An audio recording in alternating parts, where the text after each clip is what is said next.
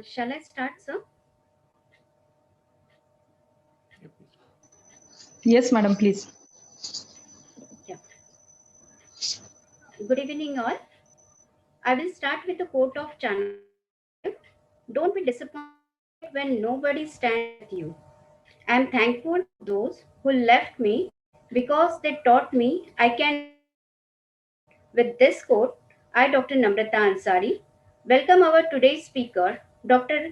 RadhaKrishnan Pillai, Vice Chancellor of Somaiya Vidyavihar University and Provost of Somaiya Vidyavihar, Dr. RadhaKrishnan Pillai, Principal Dr. Suresh Ukrande, Vice Principal Dr. Sunita Patil, HODs, Deans, faculties, staff, and participants for today's expert talk organized by KJ Somaiya Institute of Engineering and Information Technology Science on changing dynamics of education post-COVID era, insights from Chanakya's teaching.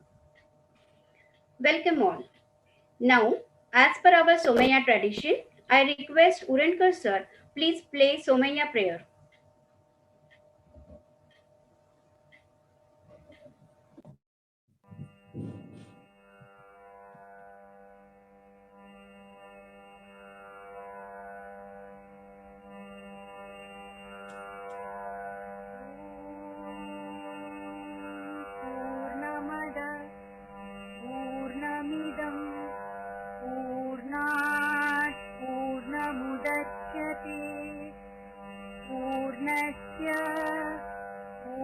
पूर्णमादाय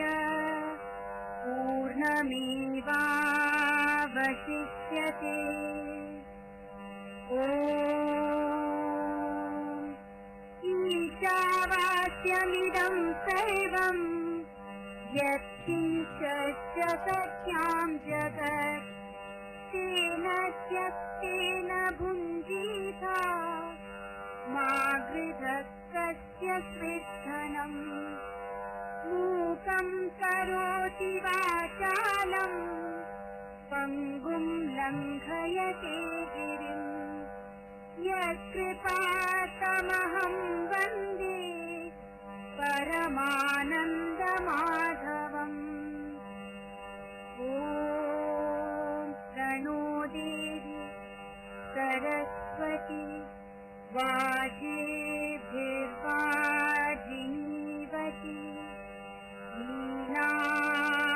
ीनामविद्यवतु ॐ चोदयित्री सूनृतानां चेतन्ती सुमतीनां यज्ञं ददे सरस्वती ॐ असतो मा सत्समय तमसो मा ज्योतिर्गमय मृत्योर्मा अमृतं गमय ॐ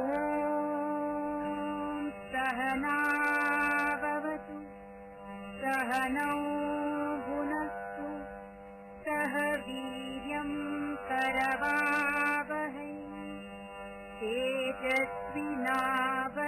तेजस्विनावधीतमस्तु मा विद्विषावहै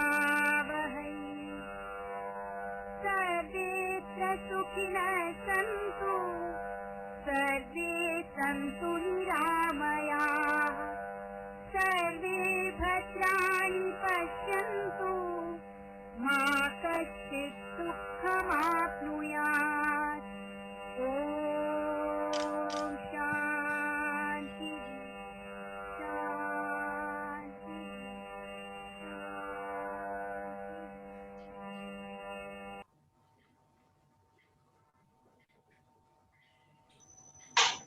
Thank you all. There is an announcement for participants. Dear participants, feedback form link will be shared with you at the end of this session. Link will be shared in the chat box. Moving ahead, I request our Vice Principal, Dr. Sunita Patil, to proceed further with the event. Over to you, ma'am. Thank you, Dr. Namrata. Good afternoon, one and all. Respected Dr. RadhaKrishnan Pillai, Vice Chancellor of Somaiya Vidyavihar University and Provost for the Somaiya Group of Institutes. Dr. Suresh Ukrante, Principal KJ Somaya Institute of Engineering and Information Technology, Sion, Mumbai, and Associate Dean, Faculty of Science and Technology, University of Mumbai. Guest speaker for today's session, Dr. RadhaKrishnan Pillai, directors and heads of various institutes, deans and heads of various departments across institutes and universities, faculty, staff, and dear participants. Welcome to KJS IIT, Sion, Mumbai. We human beings always want to live in peace and harmony with the coexistence and balance with nature. To maintain this harmony, right education plays a vital role. The current COVID-19 situation has changed all the dimensions of our existence and survival. In such complex situations, our Indian ancient strategies and principles guide us and show us the ray of hope. Thus, to think and act on the changing needs of education in these critical times, we all have gathered here today. So, dear participants, I, Dr. Sunita Patil, Vice Principal of KJ Somaya Institute of Engineering and Information Technology, Sion, Mumbai, take this honor on behalf of Somaya Management, Somaya Group of Institutes, faculty and staff to welcome our expert speaker for the day today, Dr. RadhaKrishnan Pillai. Welcome, sir, to Somaya family. On this occasion, I request our principal, sir, Dr. Suresh Ukrande, to say a few enlightening words. Let me put on my sincere gratitude for Ukrande, sir. Sir is the one who has uplifted KJS IIT as one of the reputed institute in engineering education through his modest goals and optimistic efforts. Sir, please. Good afternoon to one and all. Good afternoon, sir. Honorable Dr. RadhaKrishnan Pillai, Provost of Somaya Vidyavihar Institutions and Vice Chancellor Somaya Vidyavihar University. He was earlier Vice Chancellor of 3 universities and Director for NAC. And he was a Vice Chairman of University Grants Commission and also the Chairman of University Grants Commission. Such an eminent personality is there with us to guide all the time, 24/7. And today's speaker, leadership speaker, a very eminent personality, we can say Chanakya of this era, Dr. RadhaKrishnan Pillai, and Vice Principal Dr. Sunita Patil, principals of various institutes, faculty, HODs, deans, faculties of my institutes, and participants on this virtual expert talk by Dr. RadhaKrishnan Pillai from all over Maharashtra and all over India. And I know there are principals of various institutes and the executive council members of IST listening to this expert talk. Let me brief about my institute. KJ Somaya Institute of Engineering and Information Technology started in 2001, and that is under the umbrella of Somaya Vidyavihar Trust. It's a 20-year-old institute. And as far as Somaya Vidyavihar total institutes are 34 plus institutes, wherein 40,000 students are taking education right from KG to PhD. And it spreads in Maharashtra. In Mumbai, we have 2 campuses. One is in Vidyavihar, another one is in Sion. And institutes at Vidyavihar campus now are under the umbrella of Somaya Vidyavihar University, newly formed private university. And this college is in Sion campus, in Ayurveda campus, and affiliated to University of Mumbai. And other institutes are located in the Ahmednagar district in Gujarat, Karnataka, and total 34 institutions. And chairman of the Somaya Vidyavihar Institutes and Vice Chancellor of Somaya Vidyavihar University is Mr. Samir Somaya. He is alumni of Cornell and Harvard University. Such an eminent personality to guide us. And Secretary is Lieutenant General Jagbir Singh. Is working as a secretary for this Somaya Vidyavihar institutions. And as I told you, Provost Dr. RadhaKrishnan Pillai, academic backbone for all the institutes. And under his guidance, leadership, it's not me, as Vice Principal said, but it's a guidance, motivation given by all 3 eminent persons from management. We are able to do little to grow this KJS IIT, and of course, we'll grow further. See, for the first almost 18 years, this institute was a small institute, which I can say as far as strength is concerned. Still, it is not that big. As far as strength is concerned, it was 300 intake only till 2018, and 19 onwards we have added computer engineering and one PG course. So now it is 378 intake, 4 UG courses and 1 PG course. But though institute is small, but with the strength of the faculty members, students' capabilities, and guidance of management, support from management, we are accredited by NAC with A grade with 3.21 CGPA. We missed A plus by 0.05 marks. And NBAs, that is in 2017. Immediately next year, we got accreditation by NBA for the 3 programs. And thereafter, we got Best College Award by University of Mumbai 2019. And the same year, ranking in institutions innovation cell, that is national level ranking by Ministry of Education. And next year, we have applied for autonomy. We would have got autonomy the previous year only, but due to this pandemic, it got delayed. And this year, we got autonomous status from UGC. So just in 4 years, hard working, we have now status of NAC accreditation, NBA accreditation, Best College Award, not only by University of Mumbai, but various professional bodies like Computer Society of India, ISTE, IET, and many more. And now it's a autonomous institute. And we have the great responsibility, and we now have to prove ourselves as the best autonomous institute. And I'm sure in due course of time, 2 years down the line, we'll try our best to prove ourselves.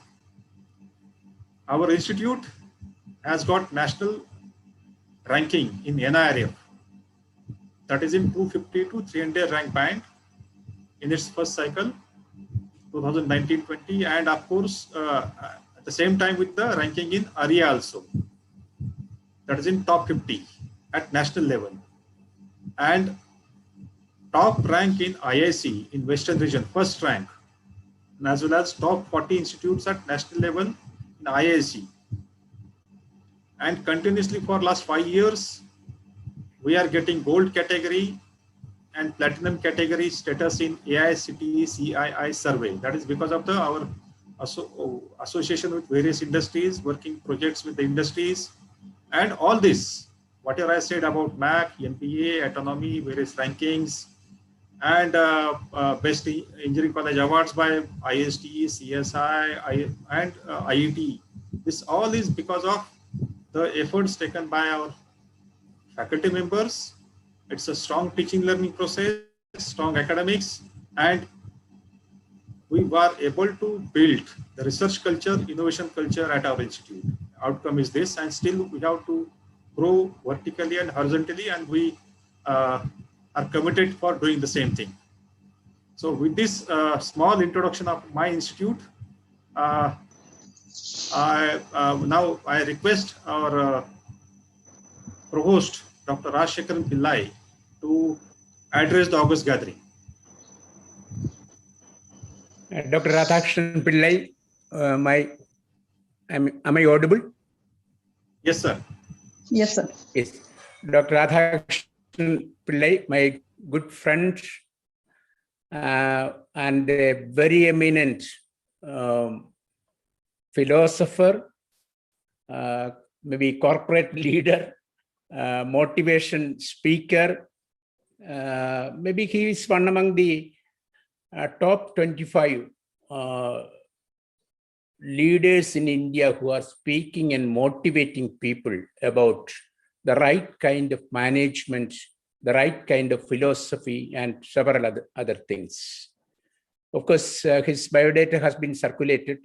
He has, of course, I met him in Bombay only. Personally, I met him, but I have seen him in all airports. Maybe for the last 15 years, I have seen him in almost all airport book stalls. I have seen him, Dr. RadhaKrishnan Pillai. bestseller. 10 of his, of course, I do not know. After this 10, he has written maybe a few more, definitely. 10 bestsellers in the world are Dr. RadhaKrishnan Pillai's.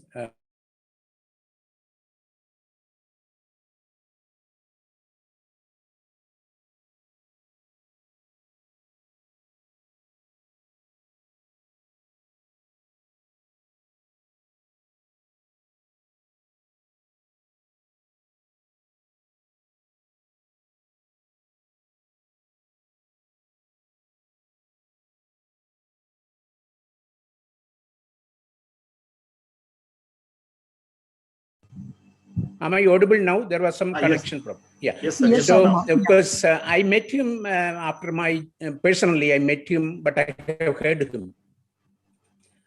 I think Dr. Gangadhar Nair was associated with you, Dr. RadhaKrishnan Pillai? Yes, he was my teacher, sir. He was my teacher. Chinmaya International Foundation. Yes, Chinmaya yes. International Foundation, Yes. Dr. Gangadhar Nair. You worked Yes. on Kaudilya's Arthashastra along with him. You Yes. worked on Kaudilya's Arthashastra. Yeah, he was part of the Chinmaya International Foundation in Veliyanadu. Of course, I am sitting in Kottayam, just 15, 20 kilometers away from that place only. So now it's a deemed university. This Chinmaya International Foundation is a deemed university, of course, for the benefit of my. So in fact, when I was the vice chancellor of Mahatma Gandhi University at Kottayam, Dr. Iyengar was there. He started that institution. He came from Bangalore, and I gave the permission to start the Chinmaya International Foundation, and now it's a deemed university. Of course, the present vice chancellor, I forget her name. She is also going to be on our board in some of the Therma Studies, Institute of Therma Studies. I met Dr. RadhaKrishnan Pillai in Therma Studies. So I am not going to just read the books he has published and all that, nothing, because everybody knows it. Chanakya, Kaudilya, whatever he says. I met, we met twice along with our earlier our Bharatiya Therma Institute. Now it's KJ Somaya Institute of Therma Studies. So he has been a deep thinker, teacher, philosopher, and educator also. He founded the Leadership Institute, now the Leadership Institute in Mumbai University. He has been advising on several things to several institutions, not only in India, internationally. I am very confident that he will rise to much more higher levels of accomplishment at the maybe at the UNESCO and other levels. Of course, I know that he's even now interacting with them, and we are really fortunate to have you, Dr. RadhaKrishnan Pillai, with us with this institute. Of course, you are also a friend of the Somaya Vidya Vikar and the Somaya institutions. Our chairman, sometimes he just search for a name Pillai and automatically RadhaKrishnan Pillai comes, and probably I missed that conversation. So it also happens several times. So he's a good friend of our trust, with the Somaya, and the Somaya culture is known to him. He likes the Somaya culture of promoting ethics and morality in education. These are all his hallmarks. And I'm extremely glad that Dr. Suresh Shukranande, one of our top leaders in education, in the second term as principal of this autonomous college, is as usual doing very prominent activities like this. It, of course, as he mentioned, it is one of our very renowned colleges, and I am confident that within 10 years, that college itself will become another university according to the new national education policy and all that. That is going to happen.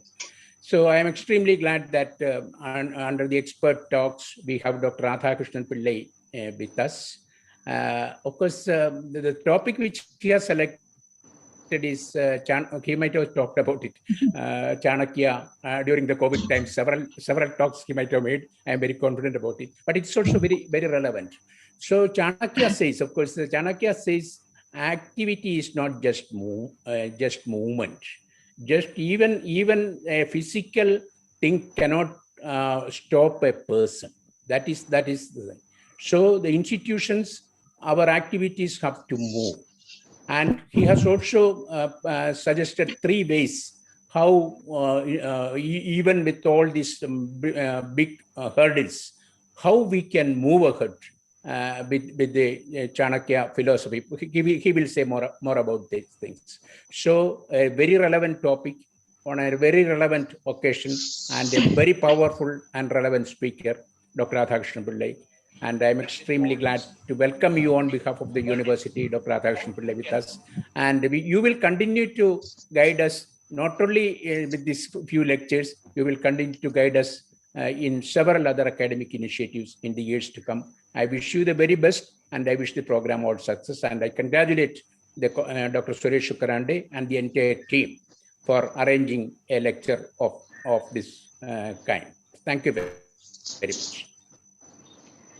Thank you so much, sir, for your all-time motivating words and enlightening us on any topic or any initiative we do at KJS IIT. You are always the support system available for not only KJS IIT, but all the institutions of Somaiya.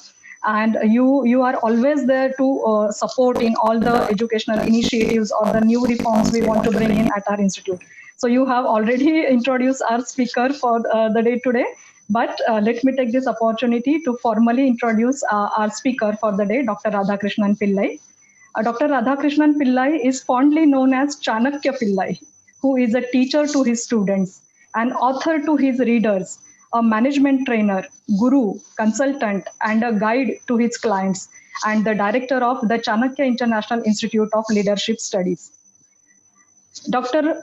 RadhaKrishnan Pillai is a writer of 17 best-selling books, and his first book, titled The Corporate Chanakya, has created record for the highest number of pre-release sales for any first book of an author. Chanakya, the original management guru of ancient India, has always fascinated him, and thus he began his journey of discovering the art of practicing Chanakya Niti. It led him to go an extensive management research course on Kautilya's Arthashastra.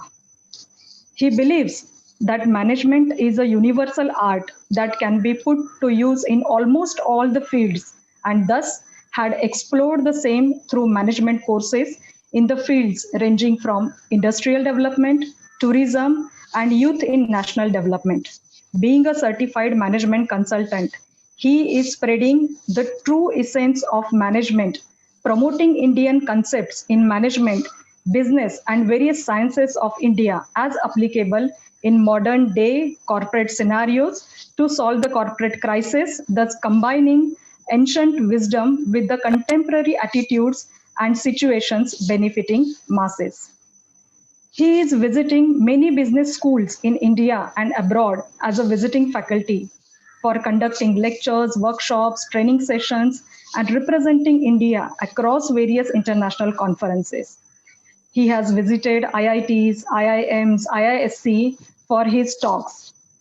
He also writes a weekly column for Times of India Group supplement on principles and strategies for Kautilya's Arthashastra. He had published numerous articles and research papers for magazines, newspapers, journals, periodicals in same subject with diversified strategies. His constant endeavor to spread Chanakya's ancient wisdom took him through loads of challenges that he had managed to turn into opportunities. These include being a business strategy consultant over 500 organizations and training over 10,000 plus executives, including Indian Army, Navy, Air Force, Indian Police, NGOs, Economic Development Board of Singapore, World Trade Center, Deloitte, JP Morgan, Pfizer, BARC, and many public, private, and government organizations. The list is huge. He has been awarded the prestigious Sardar Patel International Award 2009 and Avishkar Chanakya Innovation Research Award 2013 for his research. Recently, he has been honored with the Lokmat National Education Leadership Award as the best professor in philosophy. He is rated among the top 30 Indian management thinkers globally by thinker50.com. His wish for all is management is an art that needs to be practiced to perfection so as to reach the desired results. So, dear participants, I know you all are eagerly waiting to listen to such an eminent person. So, let me request Dr. RadhaKrishnan Pillai sir to shower your words of wisdom on all of us regarding changing dynamics of education post COVID era and insight from Chanakya's teaching. Sir, please. Thank you. A warm good evening. Namaskar. Madam, am I audible? Yes, sir. Yes. Clearly. Respected Vice Chancellor Pillai, sir, it's an honor to see you this time virtually because whenever I meet you, whenever I speak to you, it's always an inspiration. I only can say I have only one common surname called Pillai, Yes, yes. but otherwise you are a stalwart whom I look up to. In fact, interestingly, what you said as MG University, when I studied the Kautilya Arthashastra under Dr. Gangadhar Nair at Chinmay International Foundation, I actually have a certificate of the MG University, which had recognized CIF as a research center of Indology. So I'm fortunate that I have been your indirect student when you are the Vice Chancellor of MG University, and directly now part of the Somaya family where you are the Vice Chancellor. You know, it's an honor to be part of such a wonderful family called Somaya, where I've been a student. Yes, I did my MA in Sanskrit. I've been part of, the boards. I keep visiting a lot of colleges, right from our, management colleges and all other institutions where, I've seen Somaya growing under so many eminent scholars and leaders. And as Pillai rightly pointed out, even Samir Somayaji, we have been doing wonderful work together. And I want to thank each one of you to make me and keep me as a part of your family. Thank you, Principal Suresh sir, because when you called up and you said Somya, yes, I don't even have to ask any questions. घर से बुलावा आता है तो बहुत अच्छा लगता है. During the COVID times, we can't meet people, but at least we want to talk to people, especially our family and friends. So thank you, Suresh sir. Thank you, Sunita ma'am. I was wondering whether this is my introduction because you had already made me look as if I'm a very very big person. Yes, I definitely want to be big in the field of learning and teaching. But thank you for such a wonderful warm welcome in our own house. Friends. I was just thinking, what is the topic? And Suresh sir said, whatever you say. I said, I only know one thing, which is Chanakya. And now the other thing that I know is about education. So I thought, in the next some time that I have got, I'll be sharing on two of these particular topics. One is Chanakya. And of course, as all of us are teachers and part of the education institutions, and many of us are heads, directors, principals, we are also teachers over here. How are we going to look at this post-COVID era? I'm not talking about COVID era because very soon we are going to be covering it up.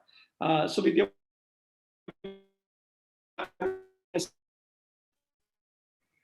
is it visible now?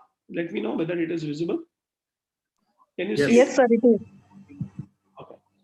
So with that, let me start. Changing dynamics of education post-COVID era. Insights from Chanakya's teachings.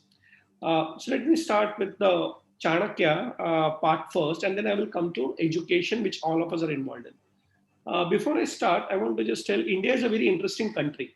Okay, I would say more than a country, it's a great civilization where the future actually depends on the past. Okay, so many countries talk about future, future, future, and we have to talk about the future. But the kind of a Rishi Parampara that we have, the kind of a civilization that we have, the ancestral that we have, we cannot look forward without looking behind. And one analogy that was given is that India is a very interesting vehicle. So let's say we are on the driver's seat. Our forward gear actually starts with the reverse gear. So if you want to put your car into the fifth gear, the greatest speed, you have to actually go back a little.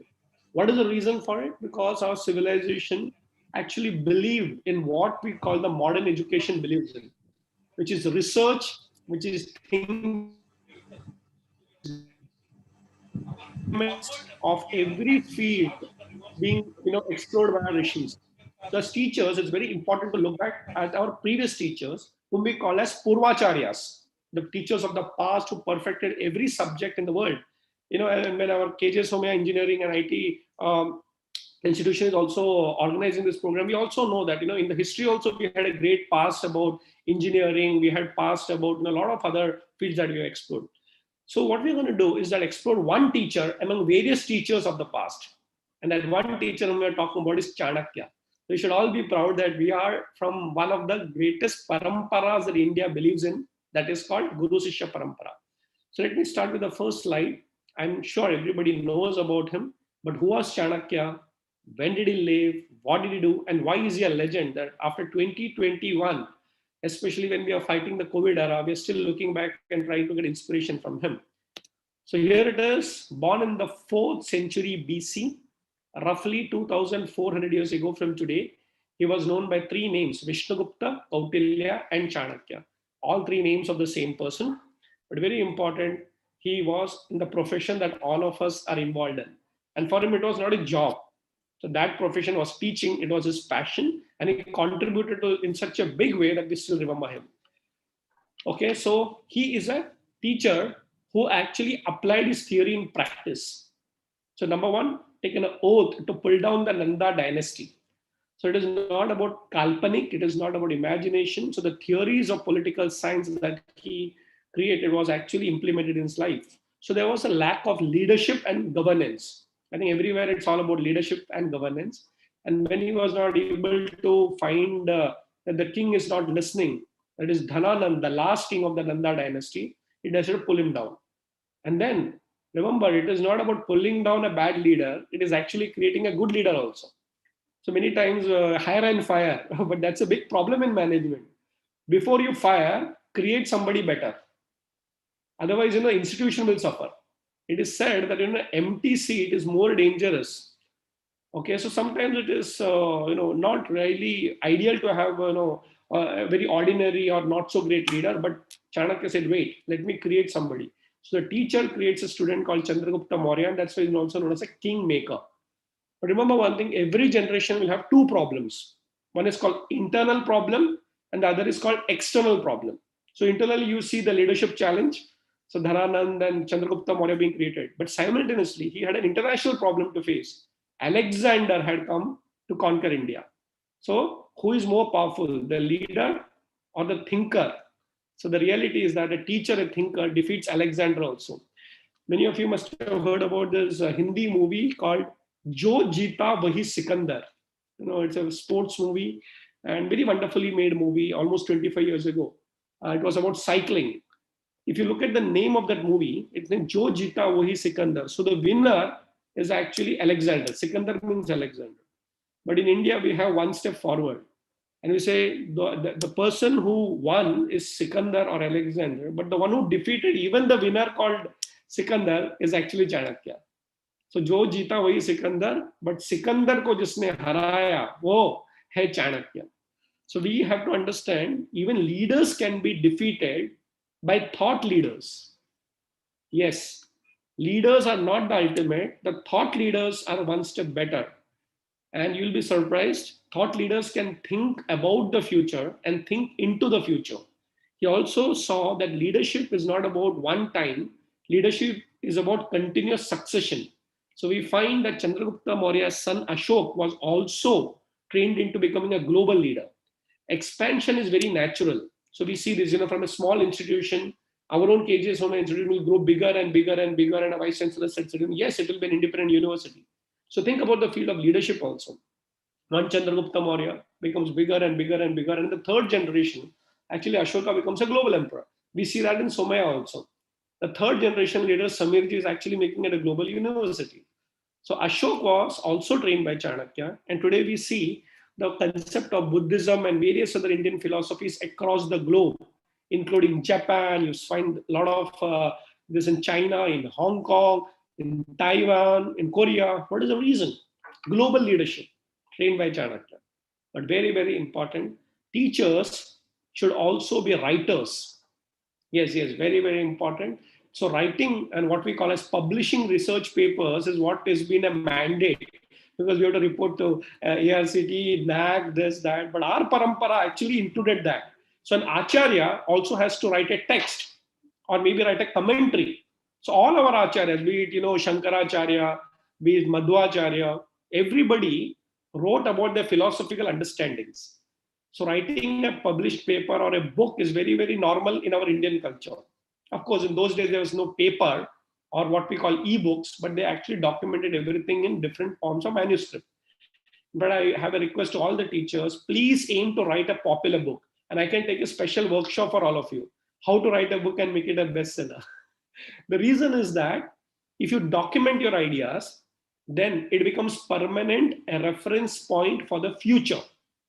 Yes, if you don't document it, you may have great experience, you may have great knowledge and theories, but only by documentation can it go forward. So Chanakya documented all his success stories and theories, what we call as Siddhanta, in 2 books, the Kautilya Arthashastra and Chanakya Niti. I've been very, very fortunate. The last 21 years, I've been reading,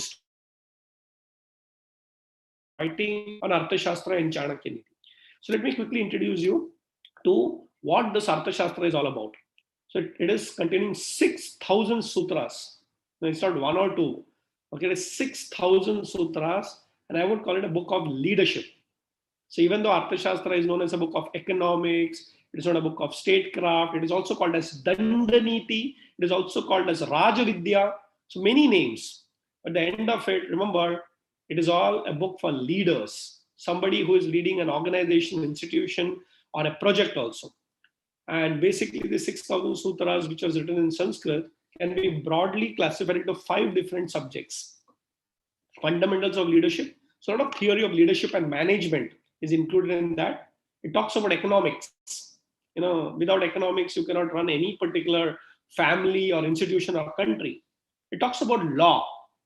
Okay, and it's very important that we who are teachers need not be formally studying law, but we should understand law from the ethics and moral perspective. Okay, it's called dharma. So Chanakya gives a lot of insights into the dharma of a king, the dharma of a praja, the dharma of various government departments, etc., etc. At the same time, it talks about foreign policies. Yes, it was not about being great as a country, but it was becoming great internationally also. And of course, it talks about competition and war. I've been very fortunate, as Patil ma'am was reading out my CV.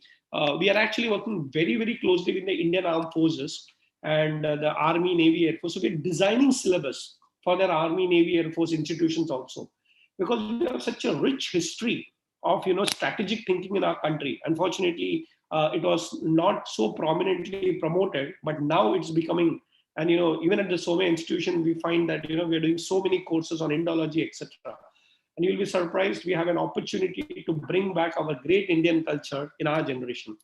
So to sum it up, Chanakya spoke about various sciences apart from leadership, economics, law, foreign policy, and war. He spoke about gemology, Ayurveda, architecture. In one word, he was a polymath. Polymath is a person who has got multiple disciplines of thinking. So he can think from different angles, dimensions.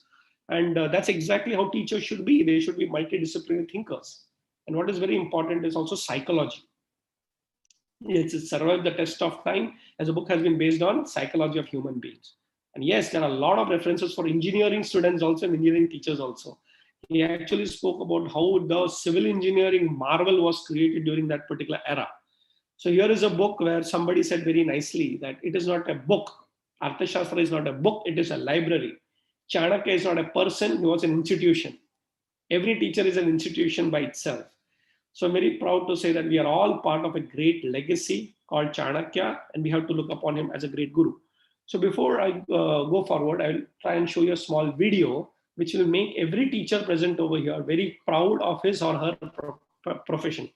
So this particular video, which actually is called as Sikshak Sadharan Nahi Hota. So let me just quickly share the video with all of you. Let me know if you can see this and hear this. So we find that this is a great teacher who believes that it is not just about, accepting that teaching is just another profession. But teaching is not just another profession. It can create leadership in every other profession. So think about this. So here is a great teacher who is not afraid of getting challenged by even a ruler. Okay, can you see the slide again, man? Is it able to see the whole slide? Not yet. Not yet, sir. Okay, I'll just We can see your desktop. 1 second.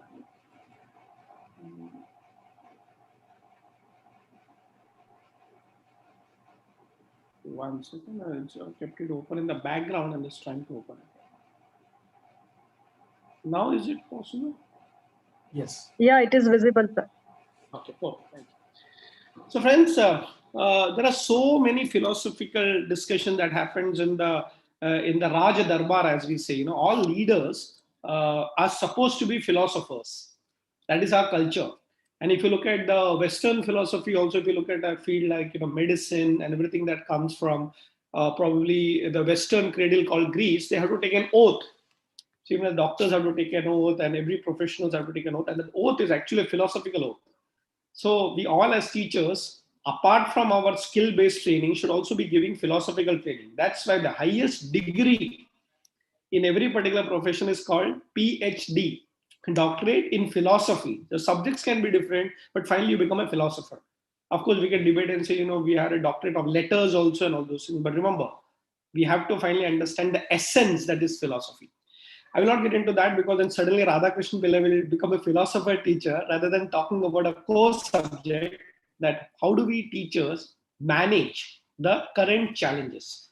So what I'm going to do, I'm going to be throwing a little bit of light in the current challenges. So we went into the past, we saw about Chanakya, we saw about Patliputra, Dhananand. But let us be practical about it. We can't be sitting and glorifying the past. वो कहते हैं ना, हमारे देश में कितना ज्ञान था, कितने महान थे, सोने की चिड़िया. That is all fine, and we should be proud about our past. But I think we should also come back and say a reality check of the present. So let me put a few thoughts about what the currently system that we are having. Again, many people believe that it's a leftover of the British system, the Macaulay education. But let us stop blaming the Britishers now, because Britishers went away 75 years ago, almost 75 years ago, because 2023 we'll be having 75 years of Indian independence. So instead of blaming them, let's have a reality check where we are. Let me tell you, when you say reality check or when you do an audit, there are pluses and minuses both. Okay, so let us not say that it's so bad. There are a lot of good things also. So let us look at the current challenges. Our education system actually has become an examination system. So we are not against examination or assessment, but everybody gets paranoid with the point that we have to conduct an exam or give an exam. Even teachers have examination sickness, so don't it's only the students. As a teacher, as a director of an institution, Mumbai University, I know examination period means sabko tension hai. I have to draft a paper. And imagine if 1 or 2 students fail, then that's my second examination. I have to create 4 papers, question banks, and things like that. But really speaking, why is our whole system becoming examination centered? Recently, we had this 12th standard exam getting cancelled. Students are dancing, teachers are worried. I'm not saying that assessment should not be there, but are we actually focusing on what the right kind of an education is? So the history, if you look at it from a great past perspective, we wanted to have character-based professionals. And in every particular Gurukul, we had 2 kind of vidyas or knowledge. One is called Paravidya and the second is called Aparavidya. Paravidya means worldly knowledge. Maybe you're an engineer, or maybe you are an architect, or maybe you are an artist. So there is something called as the knowledge and the skill required to earn a bread and butter out of a particular skill. So that is called Paravidya, worldly knowledge. But only worldly knowledge, Aparavidya, the spiritual knowledge also. So when people come out of the education system in the olden days, we also had assessment or examination, but it was not just about getting job. It was about character building, as Swami Vivekananda put it. So one of the biggest challenges that education system actually is becoming more about an examination system. And think about Mumbai University and various other universities. Everybody is happy about giving one a certificate and then we got a job. No, I think we have to rethink about these particular challenges. And again, starting from the British era, it was about getting jobs, and we still talk about employment. So when we look at a lot of criteria, one of the criteria is about how much people are employable. But to be very frank, if you look at this young generation, your children, and probably the kids who are still in the first or the second standard, they will not be just people ready for employment. They actually will be thinking about wealth creation through ideas. So are we still looking at our education system of the past, or are we looking at the current challenges? And believe me, post-COVID era, or what has happened from 2020, you'd be surprised there are so many entrepreneurs which has got created even while they are being students. I know of a case in Somaya College itself. A few years ago, two boys actually made maybe some app and they sold it to Google. I'm sure the principals and teachers may know about the student, and they got a few crores of rupees. And when they told the parents were very surprised and saying that, oh, shayad in log kuch galat kaam kar rahe hain. How can you earn money being a student in crores of rupees? But that's the reality check. So probably we have to understand that we will not be making students ready for employment. We have to make students ready for wealth creation. And today the time actually has reduced. I'll give you a simple example. There was a student I know. His parents asked him, basically, will you be able to earn a money? And the child started saying that, I'm in ninth standard, Papa, and do you know that I'm already getting pocket money enough from the app and the videos I'm creating? By the time I will graduate out, I'll have my own company. So these are the kind of a discussion that's happening. Even in our own Somaya campus, more than an employment cell, we are actually talking about entrepreneur cell. So this is the current reality check, the current challenges that we are making them ready for employment. The students are getting ready for wealth creation. And you look at, the billionaires that are coming from India, they're all coming out of, campuses and talking about how to make more money rather than getting jobs. So I think that mindset has already changed and we're a part of that change, but maybe we teachers may or may not be fully aware of it. Other important thing is that we have always been focusing on mass education. Yes, we've been talking about mass education. Every class has got 50, 60 students and all those things. But I think one of the challenges is that can we have customized mass education? And that's exactly where the tuition class boom was happening. You remember the same subject is taught in a college, and the same subject in the evening is taught in a tuition class. Why? Because maybe the teacher-student ratio was a challenge. So I think one of the challenges is that we have to believe in mass education, no doubts about it, but can it be individually customized? India as a nation has moved from a literacy to an education to a research culture. Yes, we are not even aware that when 1947 we got freedom, literacy was a privilege of the elite. So somebody could go abroad and study. So we did not have a good system, but thanks to the government policies and the great leaders who themselves were highly educated. Let us be very proud of this fact that all our great leaders were also highly educated, and even today, our president of our country have been great teachers and vice chancellors. So let us be proud about this fact that as a nation and as a culture, we have respected education. So if you look at Dr. APJ Abdul Kalam, great scientist, even current, Kovind has been a vice chancellor of Patna University. We had all the previous vice chancellors becoming presidents, be it, Sarvapalli RadhaKrishnan, who was a vice chancellor of BHU.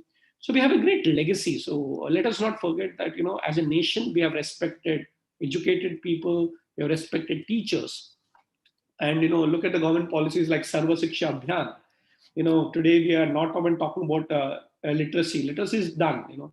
We're almost getting 100% literate where you can read and write. Maybe Kerala was the first state, but today we are able to achieve it. But the next question that is coming is about, we can read and write, but how many degrees that you have? Maybe in my father's generation, becoming a matriculate person, was a great thing. So 10th standard was a great thing. But today, graduation is very normal. And sometimes we don't realize that, being a graduate is a big thing till you go abroad. Even in countries like US, graduation is a big thing and they have big convocation ceremonies. And in our country, once you get the mark sheet and a job, you don't even ask for a convocation degree till you go abroad and you realize, you require a degree also. But I thought mark sheet is enough. So somewhere we have to understand one thing, that as a family, I think our parents are trying to say that, beta padhai kar lena, kuch bhi karo. So I think the culture of education is there, the culture of mass education is there. But what is going to happen is that very slowly we have entered an era of research. And everybody sits on a mobile and information is not a problem. Today morning only I was sitting with my father who is 85 years old, and we were discussing about the generation that is spending money and all those things. And he said, we were discussing about a word called spendthrift, and and then miser, and what is the right kind of a person and all those things. So father said, go and get a dictionary. Then I just got my mobile and said, don't worry, you don't need a dictionary. You can just type. I said, oh, you can type, because he's not very techno savvy. He said, okay. And remember, I didn't have to go to a library. I just It's 5 o'clock. And I can know also how to pronounce it properly. So today, everything is available on a fingertip. Think about a generation that has to think, and the book is available, that video is available. So today's generation, and especially in education, is not about information. It's not about going to libraries. Of course, libraries will exist in their own beautiful manner in some way or the other, but it's about information being ready for research. Remember, information is the starting point of research, but information is not research. And as one of my teachers used to beautifully say, that Google search is not research. Google search is not research. It's the starting point of research. So I think somewhere we have to understand that our generation has changed, and there are challenges we are not even aware of it. We're still talking about mass education, but we still require customized kind of an attention to every student. How do you balance it? It's a current challenge in spite of the numbers. Okay, now I think this is our current biggest challenge: online, online, online. So we are lacking what we call as face-to-face conversation. So even right now, when I'm digital and I can, maybe have a conversation at real time. Okay, please understand, online is real time. So I'm speaking in the same moment. Maybe a few milliseconds lag would be there, but I can speak to Suresh ji, I can speak to Pillai ji or Sunita ma'am, even if the real time.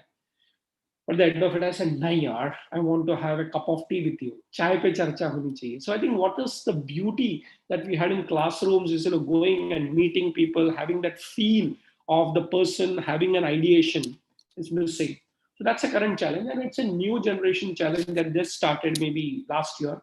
But the good part is that I would say we have perfected it, because this is wave two. First time we were all wondering what to do. But I think everybody is now getting smooth about it. I think people can make PPT, put some idea, have an online, everything is recorded. The data is not lost. You just put on the recording button, it's live on YouTube. So I think somewhere the challenge of online will be there, but at the same time, we want to balance it with the physical, face-to-face classroom. And I know of some of the children that you may be also aware of, who actually never went to a school. They took an admission, and the last 2 years they've been only actually studying online. And maybe the next academic year also will start. In fact, in IIT Bombay, officially, now this is very important for all of us to know, being from Bombay and IIT being a very prominent institution, they are very clearly there, next academic year, one semester minimum, okay, and the second semester possibly is going to be online. So they're almost talking about the next academic year, not one, but maybe the whole 2 semesters being online. So somewhere that acceptance has come in. And it's good, because first time it was a jhatka, as we say, pata nahi kya hoga. But abhi kya pata hai kya hoga, abhi kaise manage kare. So I think, but still the challenge is we want to go and meet our students. By the way, students also wants to come and meet their teachers. Okay, so that's one of the challenges. Hopefully, once this vaccination drive and the numbers get reduced, we'll be back to school and back to colleges. Very important, unique challenge in India right now is not just brain drain, but also student drain. What is the difference between the two? In the 1960s, we had this brain drain. So what was the whole thing? People just went abroad, studied, and settled. So, so it's brain drain. So everybody who was supposed to work for the country is working for another country, because there's so opportunities over here. Again, there was a beautiful graffiti that was once that I read when I was in my college days. Okay, and it's read so nicely. It is better to have brain drain rather than having brain in the drain. So brain drain acha hai, better go abroad but work somewhere. But what is the use of having a brain which is in a drain? But today's generation is a very interesting challenge. We have student drain, but not necessarily brain drain. What do you mean? After our graduation, most of us are going abroad. So students are going abroad, and maybe they're coming back to work in India or Indian companies. So it's not actually brain drain. So the brain will come back to our country and work, no doubt about it. Or wherever they work, they'll be still having an Indian passport. So actually, we don't have brain drain as a challenge. And I think one of the major things is that why our student, and the numbers are shattering, the statistics are shattering, some lakhs of students only from Mumbai University every particular year go abroad. And you just go to the examination center, or you can contact Dr. Sunil Patil, who is a director of the students' welfare. He says, subah se sham tak mujhe sign karna padta hai. You go to idol instead of distance and open learning. Some student in London is saying, I want this and all those things. So what is important is that, are we able to understand that we Indians are actually the best teachers anywhere in the world, but somewhere our education system is not able to go to the next level of saying that, we can retain our students and make students ready globally. Why are students going globally and coming back? Nothing wrong. I personally believe, working on so many international projects, there has to be collaboration and cooperation between education institutions globally. Okay. But can we create an ecosystem where the students still choose a Somya institution or an institution in India, a university in India, over maybe some great university abroad?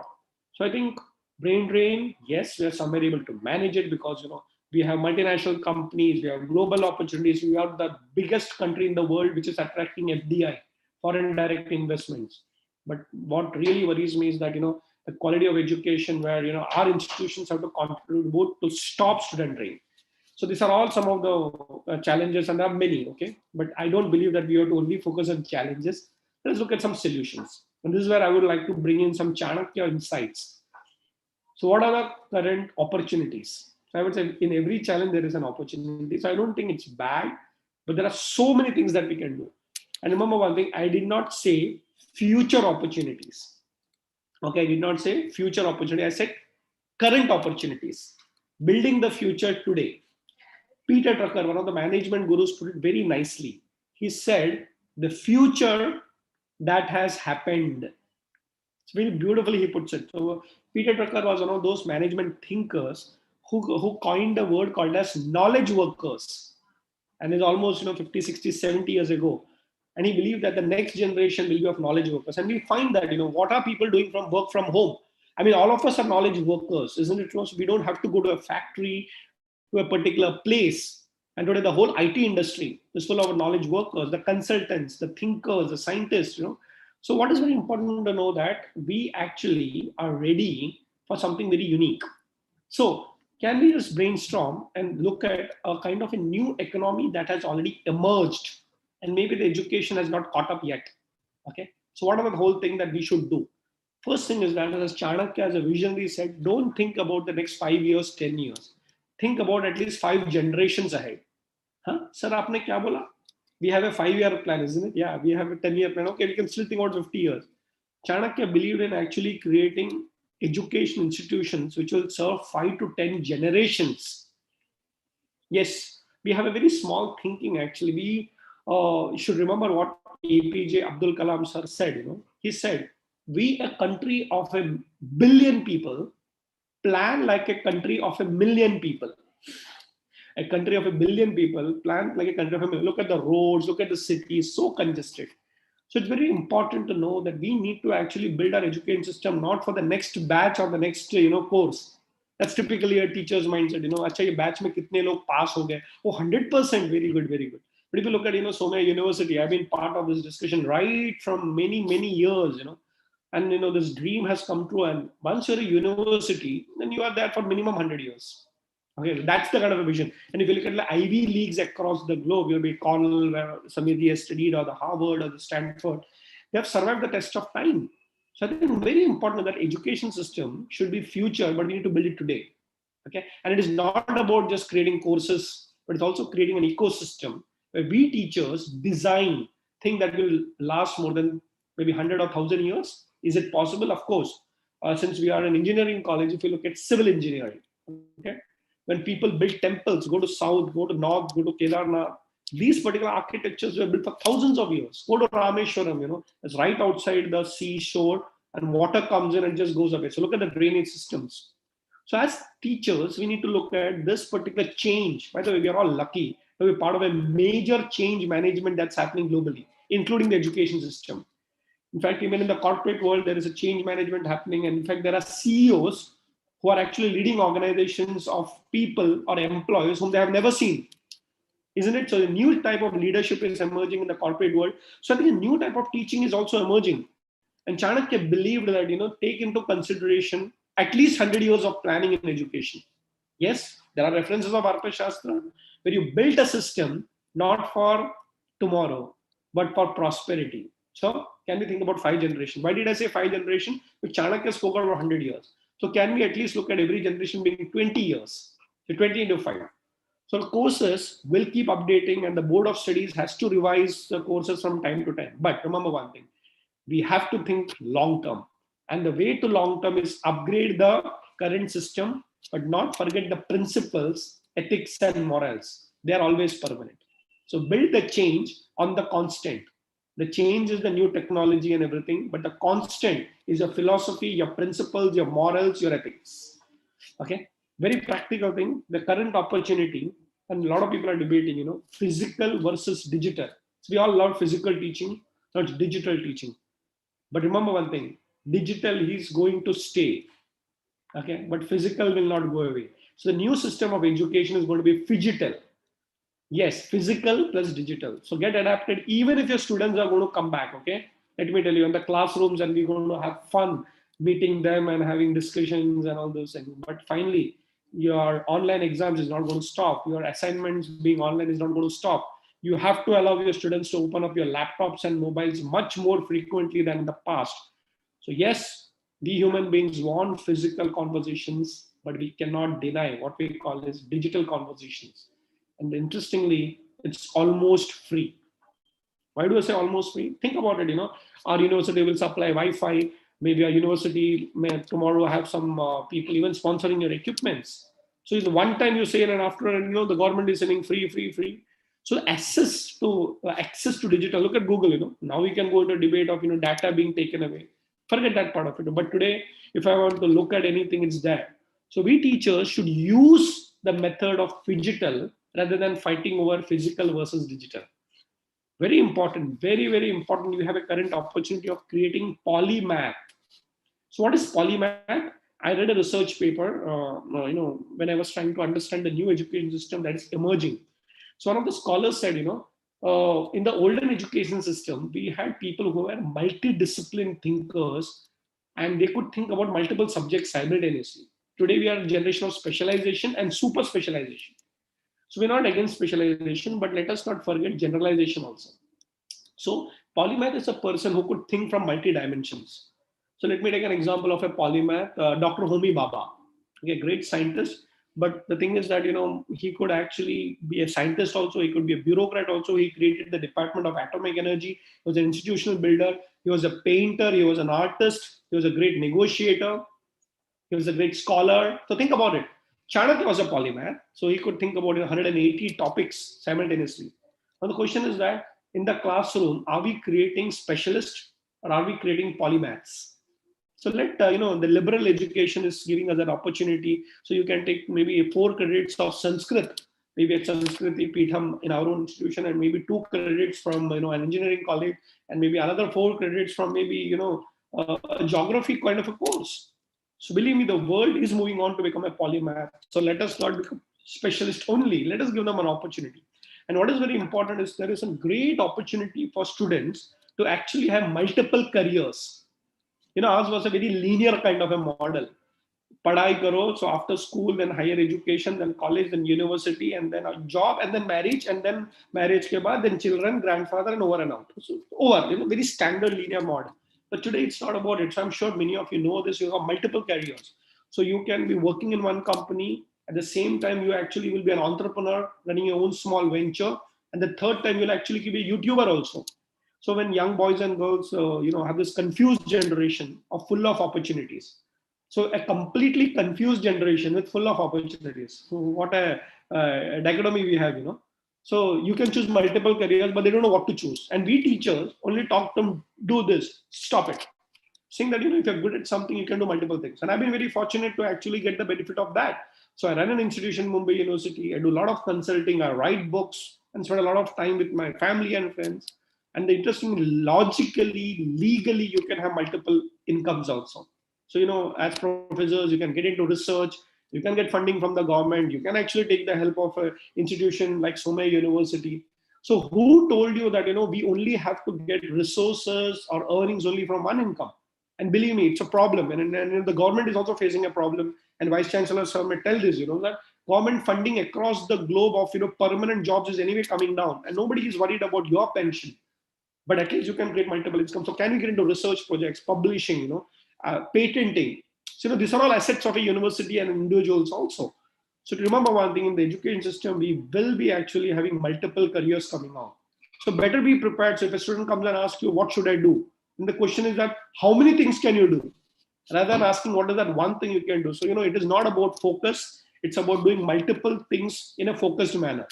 We'll talk about that some other time, maybe Suresh sir, we can organize a complete career guidance, having multidisciplinary career. Well, that's something which we don't even understand, but the world has already moved on. Other important opportunity that we have is national education policy. The students have the freedom to choose what they want. They can do a course, leave it halfway and move to the next course in a different institution. There'll be a credit bank being given, so you can move colleges, move courses. Teachers are worried. I remember I was giving a seminar, and the first question was, "Hamara job ka kya hoga?" So if we have students who are moving out, I may be out of jobs. Actually, the other way around. You can actually attract more students in your particular discipline, even if they are somebody else's student. So I'll give you a simple example at our Somia campus also. Yoga. Okay, so yoga course. So I remember we were at the Sanskriti Peetham for a local management committee. So I'm part of the local management committee over there. So as we are discussing, हमारे यहाँ पे बहुत कम students आते हैं. So typically it's a small institution. And Samalji said, "Who told you that? Attract the students from the other institutions in the campus." And then I looked at, wow, what an opportunity. So you don't have to have your yoga students. You can actually attract your subject, but students from other disciplines. So don't worry about losing students in Mera Kya Hoga. Attract students. And that's exactly what I'm doing, So for Arthashastra today, say, let's offer it everywhere. My students are my students, but can I give some credits? And believe me, it's a very interesting model. I'm working on certain frameworks where education system is completely going to be different. So you can have a regular courses running, a certificate course running, a diploma course running, and you can have an online course running. And people are today, the age group of students are absolutely wide. In fact, in my institution, Mumbai University, I have a very interesting, student combination. Father and son, mind my words, okay? Father and son, both of them in the same batch, in the same class. So the father is 61 years old or something like that. So he's retired. And the son is maybe around 23, 24. He's not even started his career. Think about it. And both of them are doing extremely well. So what I'm thinking is that, are we thinking out of the box? And are we thinking that, the national education policy is not a threat, it's actually a problem. So use it in the right way. So I think it's an opportunity. Another opportunity that I believe Chanakya did is create leaders. And today is a generation of entrepreneurs. Yes, don't look at, they will go and look out for jobs alone. They may create jobs. Okay. So we are in a generation where people are experimenting, and believe me, the kind of a money that I'm making, you may not even think about in your wild imaginations. I'll give you an example. I know of a YouTuber, and I know so many of these YouTubers. There's a guy very close to Vadala or somewhere, I don't know, and one in Domboli, okay? They make, mark my words, okay? They make annually 6 crore rupees. Okay, they're all 27, 28-year-old boys and girls. There's a girl called Prajakta Kohli. Some of you, by the way, if you don't know these names, okay, please talk to your children. They will tell you who they are. Okay, I know of people who are 7th and 8th standard, and they're actually getting lakhs of rupees. And you wonder what kind of an economic system are we, and teachers are not even aware of it. So you actually need to have another course on how to become a millionaire through YouTube. And they are real, okay? So the whole point here is that, are we also including leadership as a subject? And I'm going to be showing a video which will actually surprise you. Many times we academicians think that we are the researchers and telling the world what is the next. But you'll be surprised. Students are researchers who will tell you what they want. Yes, my dear friends, are we listening? Chanakya also listened to the younger ones. They said, you know better about your future than my future. Okay, and the last point I would say, Chanakya believed in collaboration over competition. Our whole education system has become competition. Kitna mark aaya, kaun first aaya? I mean, what are we bringing in? Jealousy or teamwork? So first of all, the collaboration starts within the teachers, okay, within the departments, within the university.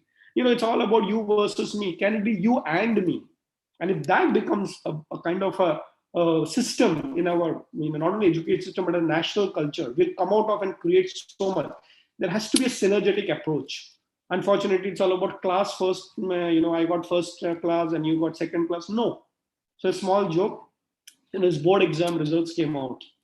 And one girl was crying and one boy was dancing. So somebody went and said, "What happened, girl? Did you lose?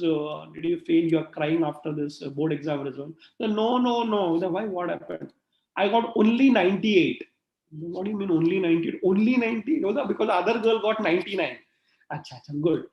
So you are upset over that the other person became better than you because competition. And the boy was dancing. What happened? You got good marks. No, no, no. I passed. I got 35. So are we trying to create people who will be benchmarked based on the examination system that we have? So yes, students have to be assessed, examined, no doubt about it. But that's fine. Come on, let's collaborate and make some projects, make some IPs. Yeah, that's important. Okay, let's create patents, let's create products. But that can never happen alone. It has to be collaborative. Friends, why am I telling you all these points is because mine is not a full-fledged lecture or a workshop. It's just an introduction of telling that all these methods were actually used in Chanakya's times or in the past. So they used to come together, ideate, think about something, and even when a university like ours, from a university, offers a PhD program, again that's very individualistic. It cannot be individual. Can it be collaborative PhD? What is collaborative PhD? I never heard about it, but I know maybe we can create a change. So let me give you an example. Let's say you're creating a watch. Just a simple, it's a new thought. But maybe you don't have to create a watch alone. So maybe have 5 students under 5 different guides, 5 different disciplines come together. One may look at the metallurgy part of it. One may look at the maybe the timing part of it. Somebody may look at the color part of it. But together we create. So what is very important is that even in research, the future is about collaboration. And Chanakya believed that if multidisciplinary people come together, they create the best education system, but also they create the best students coming out of such an education system. So friends, I just want to tell over here, and these are the few thoughts. But if you go back to our ancient Indian history, we actually had all these things. They built for future. They were ready to adapt to change. They were multidisciplined. And they said, it doesn't matter whether you study one subject or many subjects, but you should be a master of every subject. So you can be a polymath. Yes, everybody was trained to be a leader and everybody believed in collaboration. One favorite Chanakya line that I believe is, never fight a battle alone. Take some friends along. So I think all the teachers present over here, instead of thinking of professional jealousy or complaining, let's get into saying that how can I help you and how can I become better through you. And if this happens in our system, believe me, this India will not be anymore Sone ki Chidiya. It will actually be a golden eagle. Sone ki Chidiya means golden sparrow. Sparrows are small. Why can't we be leaders, kings, eagle? Eagle is the king of birds. And not just gold, maybe, it can be platinum also. So friends, from Chanakya to modern challenges and opportunities, I'll stop with a small video. And as I told you, this video is a research conducted by young boys and girls. So, let us be good listeners and they can tell you what the next generation want. So I'll be showing that particular video before we wind up. And of course, if there are any questions, I can take it up. So I'll just try and play that video for you. Just one.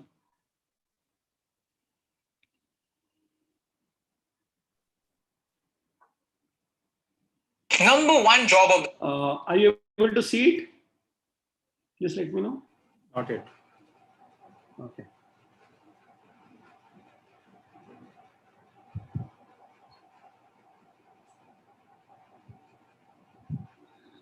Are you able to see a screen now? Yeah. Yes. Okay. So think about this. I know the names, but they are very, very, very popular YouTubers. Okay. This boy and girl, some of you must have heard about it. And I follow them because they are the voice of the youth. Okay. So one thing which they have discovered, I'm very fortunate that all of us speak about that particular point. The future and the one skill and the one attitude everybody requires. Listen to the youngsters, they will tell you what. And they are pointing out that this particular skill, if you include an education system, it has a relevance for 50 years. And I also told you we have relevance for 100 years. Let us listen to what is that number one thing that is required in our generation, which our education institutions have to create. Let's listen to this. Number 1 job of the future है leadership. आप history देखें या future देखें, leaders की हम सबको जरूरत हमेशा रही है। पहले राजा हुआ करते थे, आज एंटरप्रेन्योर्स, बिजनेस लीडर्स, क्योंकि लीडर्स जॉब टेकर्स नहीं, जॉब गिवर्स होते हैं। लीडर्स अपॉर्चुनिटी सिर्फ खुद के लिए नहीं, अपने टीम के लिए भी ढूंढते हैं। ग्रोथ के लिए एक्सटर्नल फैक्टर्स से ज्यादा इंटरनल फैक्टर्स पर निर्भर होते हैं, फिर वो कोई भी फील्ड हो।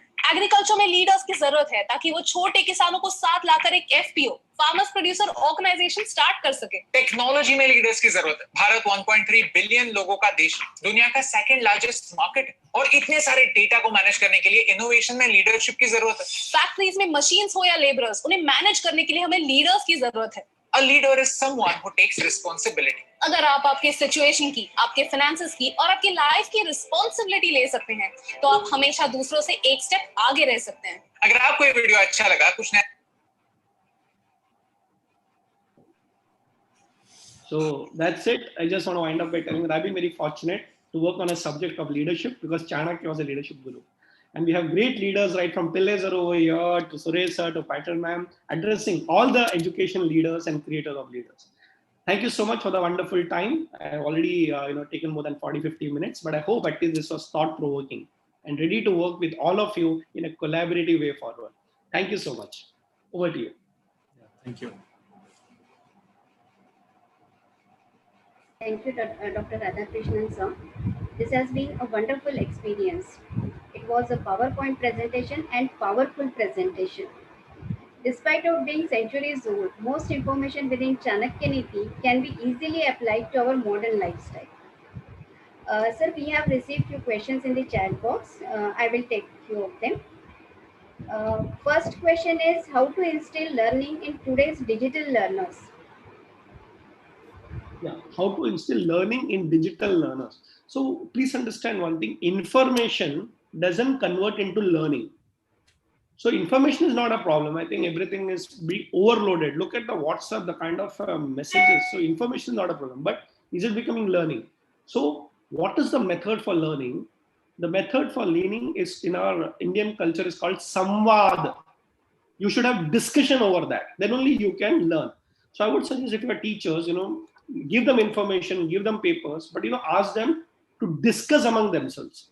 And if you can create discussion panels, one of the major complaints that I'm getting for a lot of teachers is that ये जो बच्चे हैं ना वो ना बात नहीं करते. Okay, so what is happening is that first of all the videos are closed. If you ask them, you don't know whether they're listening or not. So I said one simple thing. Okay, don't just be one-way communicator. Okay, keep asking them questions. I'm like, वो बात ही नहीं करते. No. So that is where you first give them the information.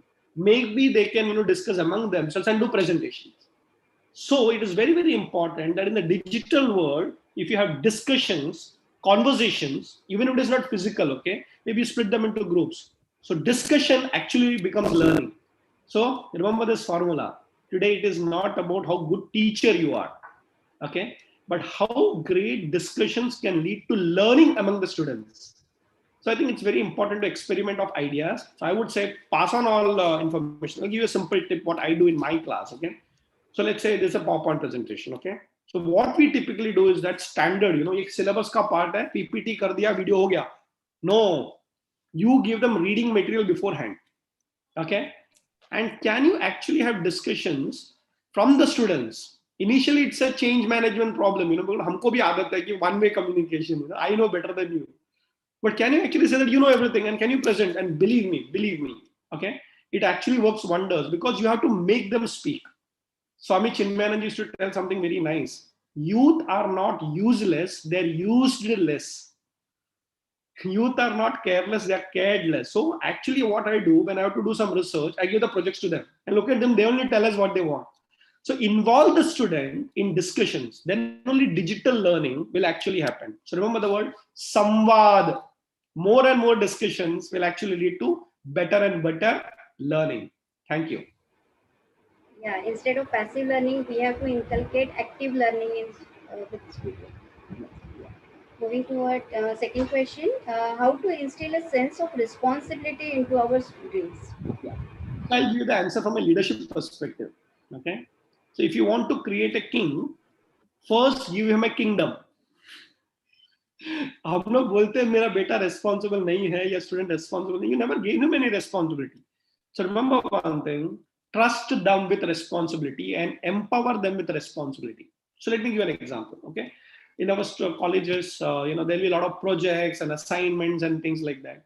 Somewhere we should know how much to balance the difference between delegation and supervision. Okay, so for example, the budget is, let's say, 10,000 rupees for a project. Okay, so a lot of events and all those things. The problem is that ours is very bureaucratic method. 10,000 rupees, give it to them and say, go and spend. And you'll be surprised, for everything you have to sign a voucher, approval. वो बेचारा बच्चा 10,000 रुपया spend करने के लिए आप उसको responsible नहीं बनाते. Okay, and then you say, you pass nahi ho, pass nahi. Look at all government institutions and departments. It's all about approval. How many signs? My goodness. So remember one thing, don't instill fear. Okay, instill responsibility. And for that to happen, you have to give them a project and say, go and take your decisions. I'm okay if you make mistakes. Okay, but remember one thing, don't delegate and forget. What you need to do is mentor and supervise. So I would say that let's start with minor projects, okay, and give it to a group of students and go and do it. Make them responsible. And if you don't give them opportunities, create those opportunities. How do you know whether they're responsible or not till they actually take up responsibility? So don't just empower students, tell them to take the decision on their own. So if somebody says, madam, mere paas 10,000 rupees, I have chosen 3 things, I want an approval. Approval, you choose which is the 3 things. It's okay. So somewhere right from our families, we need to guide them, mentor them, supervise them.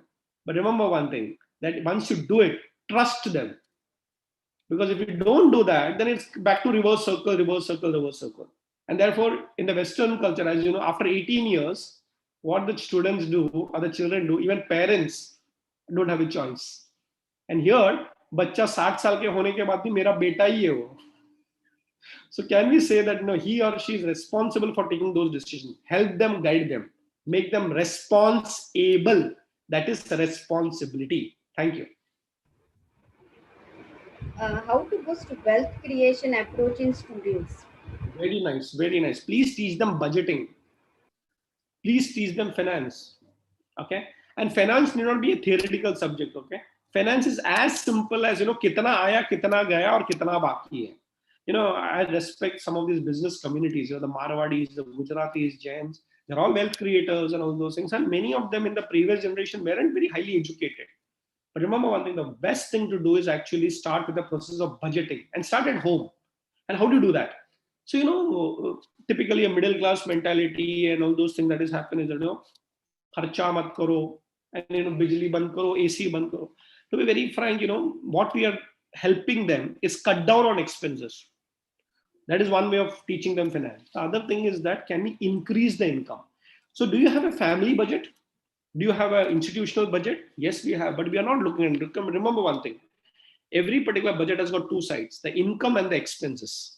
Okay, we will become wealth creators when we are aware of the expenses, but actually we start creating more wealth on the income side.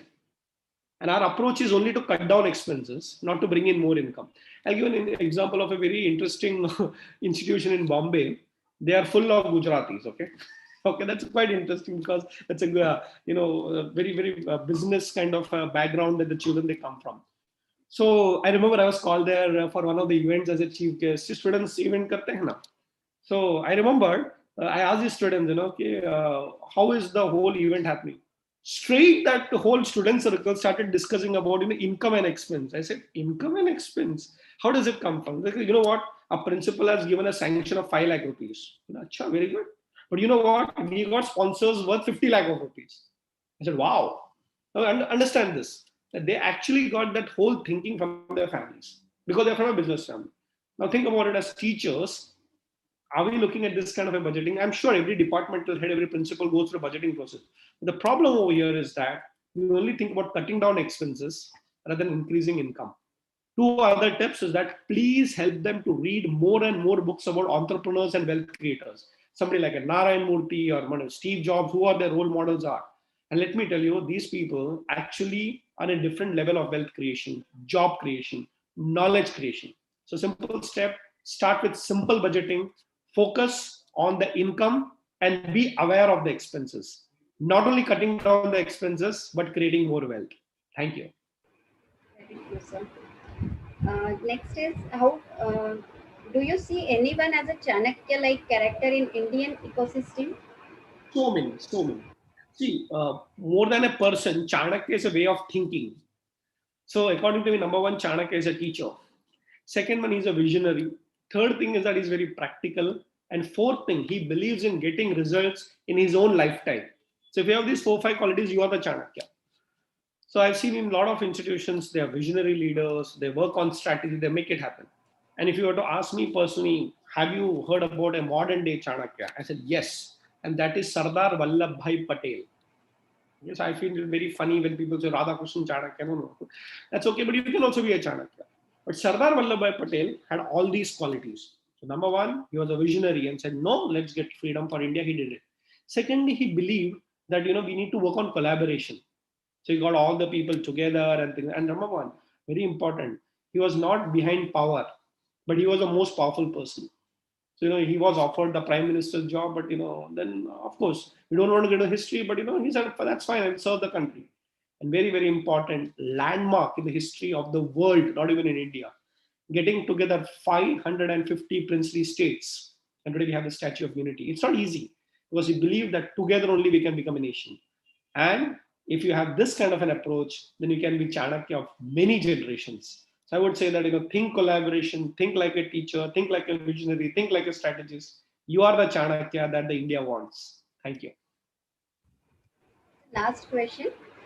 Which one of the following is better? I can solve a complex real life problem using open book, or I can recall many of things from books but cannot solve a complex real life problem. My simple answer to this is, if you want to solve a problem, you can refer to books, but let's have a conversation with an expert. Okay, so for example, suppose you are a lady who just got married. Okay, I will say girl who got married. Okay, now tell me, if you're going to an in-laws place, that whole thing is new, isn't it true? And you're supposed to cook the food. Do you actually look at the cooking book, or do you actually call up your mother or dadi and say, "Mummy, kya karna hai abhi?" So tell me which actually is very practical and which is very helpful. So book is important, no doubt about it, but you can never discuss with a book. And I'm telling you as India's number one business author, okay? There are many things human beings can teach you through conversations about reading just books of experienced people. Okay, so remember one thing, book reading is very, very, very, very important. But one simple tip is that discuss with the author directly. So conversations is the best way to actually gather knowledge. And Chanakya called it Vriddha Sanyogaha. Elders, experienced people are Vriddha, okay? Knowledgeable people. Sanyogaha. So whenever you have a problem, call them up. Sir, बताइए ना क्या करना है? काम हो गया. Book पढ़ने की भी जरूरत नहीं है. In fact, after the success, you write a book for others. Start with people, end with books. Thank you. Thank you, sir. Now looking at the time schedule. I have one yeah. question. Yes. One simple question. Now we are talking about national education policy. Yes. How it is going to be implemented. And it's a long process. Yes. Doing away with the affiliation and multidisciplinary approach, and so many liberal arts, so many parameters are there involved in that. Multidisciplinary institutions, research universities, academic universities, and so many things. But what is possible to do at this point of time for a particular institute? Okay, so I'm very clear on this particular point. You have to decide what you want. So I'll tell you something interesting. I've been part of the national education policy when it was formed, okay? So you'd be surprised that I never knew this, So this whole team came from Delhi and they spoke about in Mumbai University. And of course I met them. I said, you are that RadhaKrishnan Pillai, come. Like, come Bangalore. And we had a 2-day workshop. I never knew that, I was called for an NEP program. But later on, I realized one thing, that this NEP is an ocean. Okay? But you have to decide tumko kya chahiye. So I'll tell you, if you study all the national education policy, the more you study, the more you'll get confused. मेरा simple सा rule है, आपको क्या चाहिए वो देखो. So it's like going to a buffet dinner, you know. आपका पेट तो इतना ही है ना, but buffet में there are 10,000 items with 75 varieties of ice cream, and there are 20 varieties of pickle, and there are 300 varieties of rice. What do you do? मेरा simple है. You taste everything and then go for what is best for you. And let me tell you, and I'll tell you some secret of it, okay? Because I know something very interesting. National education policy gives you something phenomenal, which was never there in any other education policy. You know what is that? Research funding. So अभी हम NAC के पास जाते हैं, थोड़ा पैसा दो, sponsor के पास थोड़ा पैसा दो. Do you know one thing? National education policy is talking about the education budget being higher than even defense budget and even health budget. Okay, that is the vision. Now the thing is that budget कहाँ पे spend होने वाला है? And you'd be surprised if you can actually make a proposal. Okay, we make proposals to get something, isn't it? So I would say you decide, because it's so flexible. But ऐसा ना हो जाए पूरा buffet आपके लिए ready है और आप भूखे चले जाओ. So it's very, very important. Study the national education policy, take a printout, read the whole thing, don't get confused, start marking which is relevant to me. Like for me, it was very relevant that, we have to teach, entrepreneurship. Like, I go to every education institution and talk about leadership. So what are you good at? So I'm saying it's a great platform. And by the way, if you have a new idea, you can actually implement it. That is the freedom. So look at national education policy as an opportunity to do whatever you want, rather than worrying about मेरे से क्या हो सकता है. सब कुछ हो सकता है. You think like a strategist, as an innovator, and most important, as a researcher who can get funded. All the best for the NEP. Thank you. Yeah. Thank you, sir. Now we have to move toward conclusion of the talk.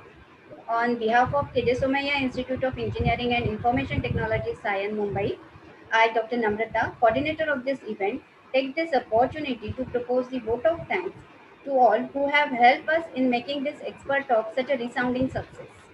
I would like to thank our today's speaker, Dr. RadhaKrishnan Pillai, sir, for inspiring as well as guiding us. Thank you, sir, for accepting our invitation and taking out valuable time from your busy schedule to deliver this talk on this platform. Our heartfelt gratitude to our Honorable Dr. Rajashekharan Pillai, sir, Vice Chancellor of Somaiya Vidyavihar University and Provost of Somaiya Vidyavihar Mumbai, for his presence and support extended to our institute at any hour. Thank you, sir. I would like to express profound gratitude to our principal, Dr. Suresh Ukrande, sir, for his motivation and support. I would also like to thank our Vice Principal, Dr. Sunita Patil, for her moral support and guidance. Thank you to all HODs, deans, faculty, and staff for being the part of this event. Finally, the wonderful participants who have turned up in such a great numbers, not only from our institute, but also from other institutes of India. Thank you so much for your cooperation. Once again, I thank all of you for cordial cooperation. Thank you. Stay home, stay safe. Request all to stand up for the national anthem. Thank you.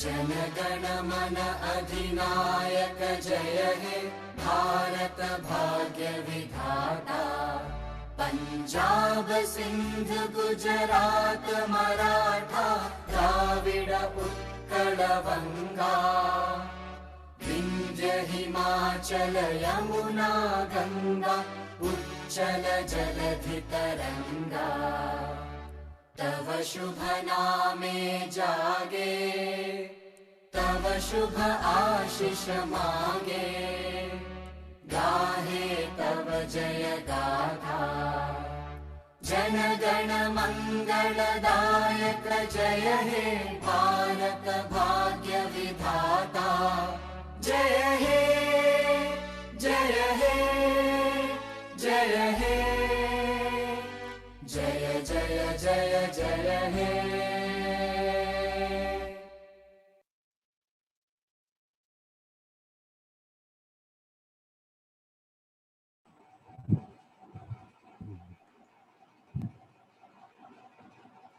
Dr. RadhaKrishnan, it was a really wonderful talk.